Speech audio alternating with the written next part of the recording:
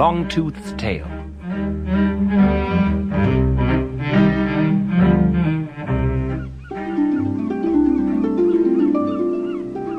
Searching for Asgard and the gods of the north, Longtooth climbed higher and higher up the rainbow's arch.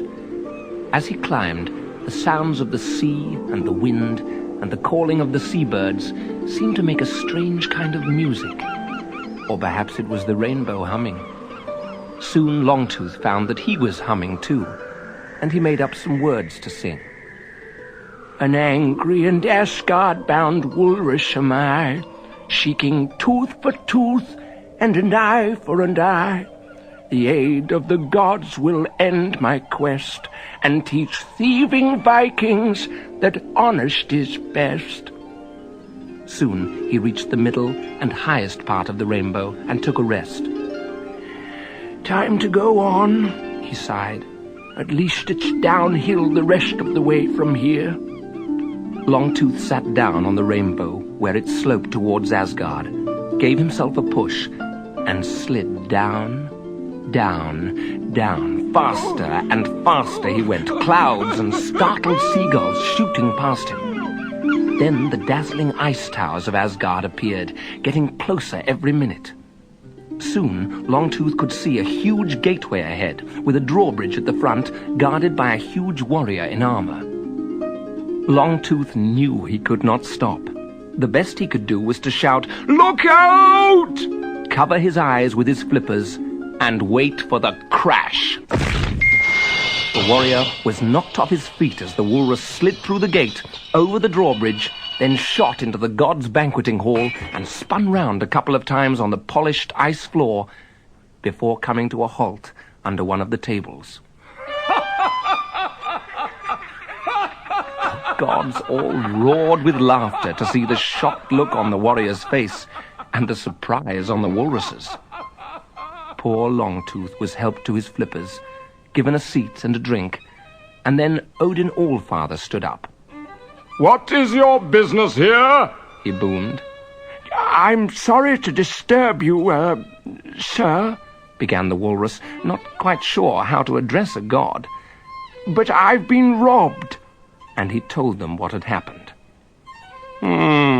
Said Odin thoughtfully when Longtooth had finished. "I'd help you myself, but I'm too busy running everything up here. We'll ask Fricka to help. She's wise beyond her years." Odin took Longtooth over to meet Fricka. "Of course I'll help," she said. "Just hold on a minute."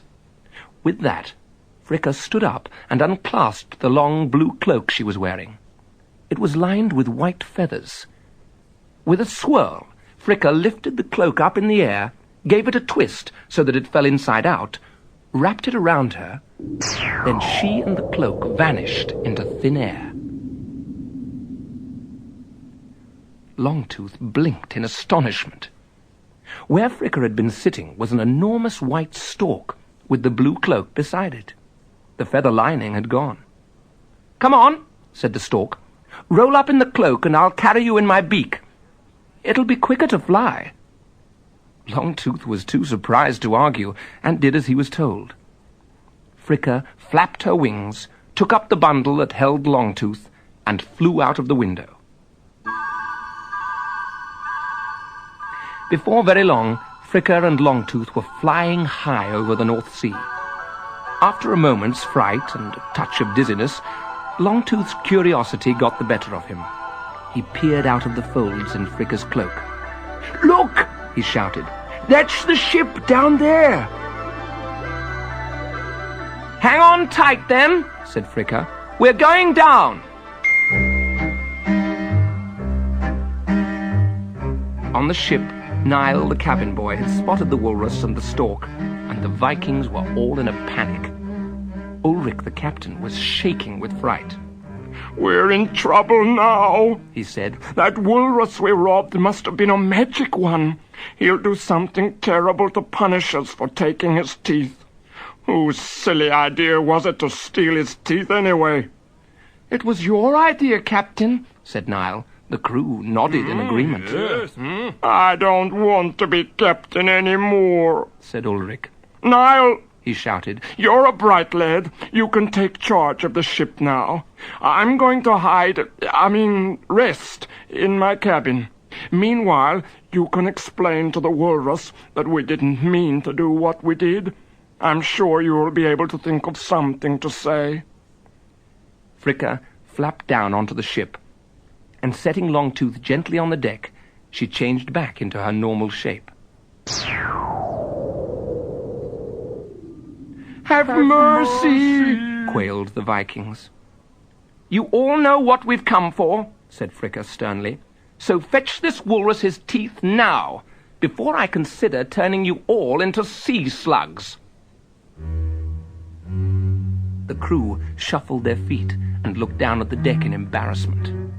"Well," Fricka demanded angrily, "what are you waiting for?" Nobody wanted to be the first to say what had happened to the walrus tusks, but no one wanted very much to be a sea slug either. No one spoke. Then Niall, remembering that he'd been promoted to captain, took a deep breath and said, "I'm afraid our ship's carpenter decided to carve your tusks, sir." "Carve them?" growled Longtooth. "He carved my tusks." "You carved his tusks?" repeated Fricka, glaring at the ship's carpenter with her sharp grey eyes. "Look, perhaps you'll still be able to use them for something," said Niall hurriedly. "I'll go and fetch them." Niall went to the carpenter's locker and came back with a wooden box.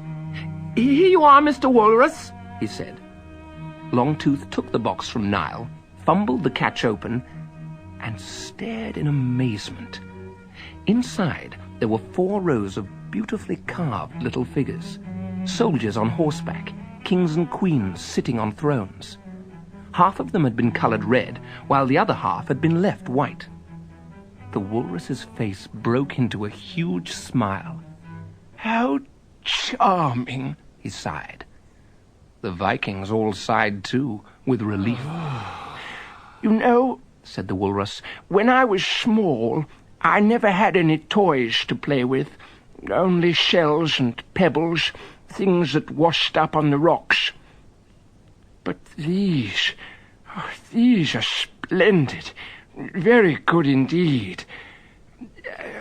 Don't think I'm not grateful, but what am I going to use for tusks?" "I know it's a pity that this happened," said Niall, "but just think, you'll be the only walrus who can play games of chess with his tusks." "That's all very well," said Longtooth sadly, "and it's a nice game, but what do I do when I want to eat?"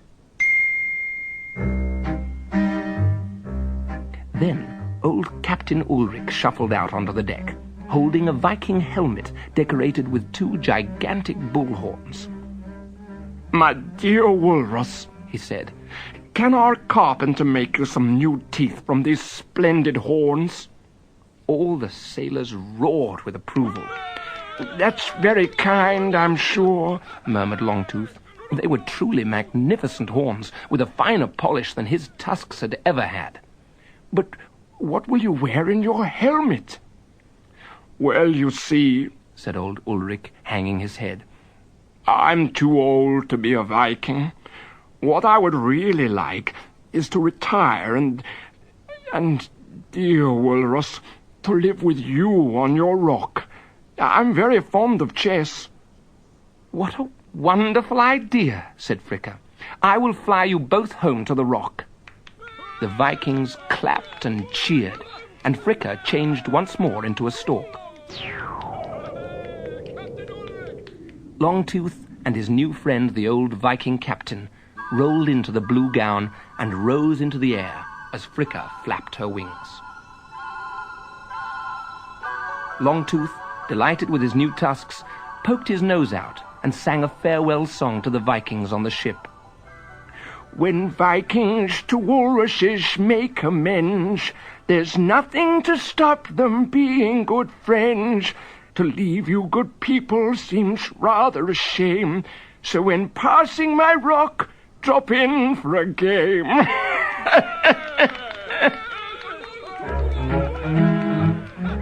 Old Giant Longtooth and Captain Ulrich lived happily together on the rock, playing chess almost all the time, and now and then giving parties to visiting Vikings.